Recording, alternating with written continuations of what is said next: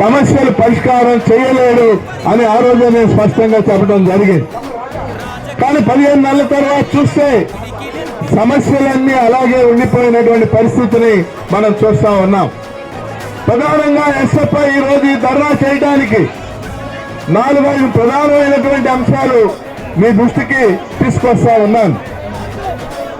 మొదటిది fee reimbursement. ఈరోజు రాష్ట్ర ప్రభుత్వం ఫీజు రియంబర్స్మెంట్ 6,400 కోట్లు కాలేజీలకు బకాయిలు ఉంది.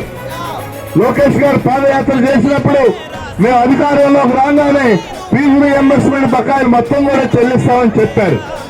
కానీ ఈరోజు మా విద్యాశాఖ మంత్రి నారా లోకేష్ గారు ఎక్కడున్నారో మాకు కనపడటం లేదు.